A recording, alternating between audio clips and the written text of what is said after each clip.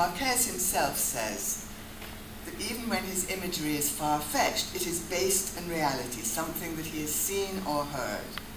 He maintains that there is not a single line in my novels that is not based in reality. And he gives an example of an event in the south of Argentina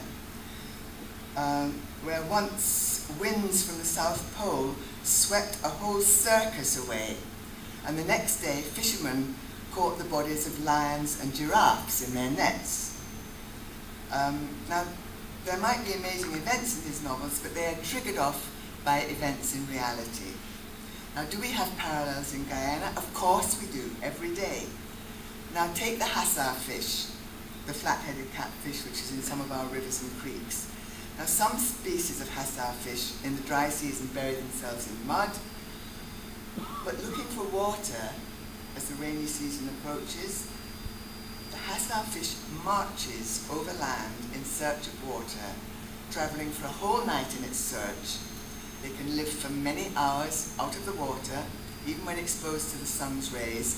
They project themselves, they've got kind of bony scales at the sides and a kind of elastic spring tail. Their progress is nearly as fast as a man can walk. So in Guyana, that's magic realism, we have fish that walk. Now in Europe, that sounds like a fantasy, but it's true. But Guyanese novelists have often ignored this and adhered to a style of social realism. Actually, I was going to there's a story I remember as well that always made me laugh when I look back on it, that I was in New Amsterdam, again, a long time ago, maybe 30 or 40 years ago, and I was looking for a cousin of my father's who lived in New Amsterdam. And I hadn't been there for ages, and I couldn't quite remember which house it was. So I asked somebody in the street, and I said, "Oh, excuse me, could you tell me, please, which is number 16 in this street?" And he said, "They all number 16 in this street." And of course, I mean, he was right. He was talking about lot 16 rather than, but you know, that's magic realism. It sounds absolutely fictional. It's sort of true, but it's extraordinary. And immediately, for a writer, you think, well, I must write a short story, the street of number 16s. And also, there was a house I spent a lot of time in Quamina Street. I think it might even have been Murray Street then. I'm sure you all know it. It's now Cara Lodge. But then it was a private residence, and it was an extraordinary house to spend time in. There were galleries, verandas, stairs. And I remember I was staying there once, and I opened the door and found a whole family that I'd never seen before having breakfast, and who I never saw again. But there's a sort of feeling in Guyana of things that appear, that disappear, a sort of magicality in the country. But on the whole, Guyanese novelists have in the main ignored all this and adhered to the style of social realism. And I'm not sure why Guyanese literature does not avail itself more of the opportunities provided by the marvels of reality. But I think there are probably two main reasons for this. The chasm existing between Guyanese literature and the literature from the rest of South America is primarily that of language. There was surprisingly little contact between Anglophone literature and Latin American literature, with its voracious cross-cultural appetite. Also, some colonies in South America leaned more towards racial mixture, and some adhered to segregation.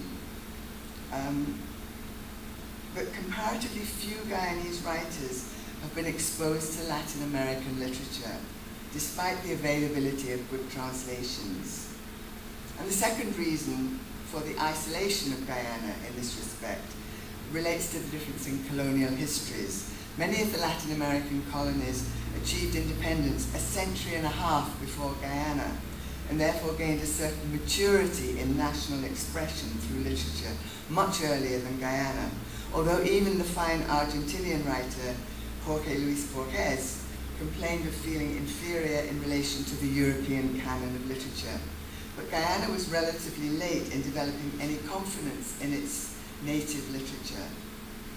In fact, literary fiction in Guyana can scarcely be said to have existed before Edgar Mittelholzer burst onto the scene with his groundbreaking work. There were two earlier novels, but these were written by English-born men visiting what was then British Guyana. The first was Lakshmi and Dilu, written in 1877. The second was In Guyana Wilds, written in 1899. Mittelholzer can reasonably be said to be the first native-born writer to emerge from British Guyana. And what were his influences? Well, he admits that some of his primary influences were the penny dreadfuls from North America, violent thrillers and body strippers. English language and literature of all genres were his primary influence. Now, English literature itself has a strong tradition of social realism dating from the 19th century. Mittelholzer stuck mainly to this social and historical realism, although there are touches of magic. And even if his style was somewhat florid, sometimes lurid, sometimes pornographic, he really was a social realist, with the exception in depth of My Bones and My Flute. The distinguished Guyanese novelist Roy Heath stuck firmly to the social realist tradition. Now, he believed that the novelist has a responsibility to depict the conditions that shape the lives of those around him. He ended his 1983 Mittelholzer lecture by saying, "I have indicated that sources of fiction reside mainly in the socio-economic condition and the individual experience, which is, while capable of imbuing work with numinous quality, the work must take its direction and broader vision from the socio-economic condition. And in my view, any forecast regarding the direction of fiction will have to take that into account." Now, it's undoubtedly true that the social realist history of Guyana, with its powerful facts of slavery, indentured labor, ethnic suppressions, independence struggles, post-colonial developments, will all produce a literature in that same tradition. And contemporary writers, such as Ruth Valmona, Jan Scheinborn, Rupert Rutenrein, who we have here tonight, Unia Kempidou, Fred Degar, Grace Nichols, Roel Johnson, and David Dabadine, they've all brought to the fore various histories and poeticisms and the realities and living conditions peculiar to their own backgrounds. Writers have a responsibility to put their pens to the service of struggles they see being carried on around them in daily life or in the broader political perspective. Martin Carter was eminent in this, and in his poetry he illuminated crucial points of Guyana's political and social history, as in his own way did Mittelholzer with his Kewana trilogy and other books. But in inquiring, which I've been doing lately, as to what literature has influenced Guyanese writers, it seems that very few have been influenced by other South American writers. Guyanese writers will more often have a link to English literature and Anglophone writers from the Caribbean islands, such as George Lamming, Sam Selvon, Andrew Salkey, although Martin Carter acknowledges the influences of Peruvian poet Cesar Vallejo and dedicated some of his work to him. The poet, the Guyanese poet John Agard, raised in Guyana, says that the Eastern European poets were his major influence, and also the Sufi poets. Wilson Harris cites Homer as his main early influence. Gabriel Garcia Marquez himself, surprisingly, says that the British writer Graham Greene taught him to write about his own Caribbean landscape, and that he was also influenced by Kafka and Virginia Woolf. Now, this came as a great surprise to me. I hadn't thought that a writer like Marquez, who seems to be imbued in the Colombian tradition and landscape, would have learnt from a British writer certain skills that taught him to describe his own landscape.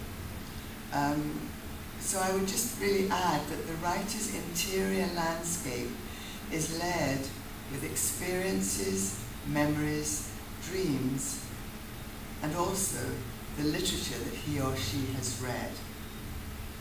The Spanish writer, Javier Cercas, he was talking of influences, and he describes the position of a writer being like that of a chariot driver with a rein in each hand, and the literature of your own language and culture is in one hand, and the universal literature of the world is in the other, and the resulting work is the balanced control of both. To conclude, I think it would be fair to say that Guyanese literature has not been greatly influenced by magic realist movements, the movements that have spread through other parts of South America. And maybe that's yet to come, or on the other hand, every successive generation tends to rebel against the style of the previous generation. So maybe Guyanese writers will leapfrog that phase. Whatever is the case, we need many more writers. Up-and-coming Guyanese writers should be prepared to call on any source that inspires them, and need to be aware of the wealth of literature produced in the other countries of South America. In the end, it should be remembered that all fine literature transcends the boundaries of nationality and speaks to the greater nation of humanity. Literature should illuminate the human condition wherever it is set. It is the reader who writes half the book, because every reader brings his or his own experience and imaginative interpretation to the table. And every writer will tell you that to live in the world of the imagination and to create work from it is a great privilege and a thrill. The British writer Martin Amis was once addressing an audience, much like this, and he was trying to convey his enthusiasm and passion for his work. And he suddenly looked up and he said, "I don't know how you can all bear not to be novelists." It's a wonderful profession. And on that note, this lecture will finish. Thank you very much.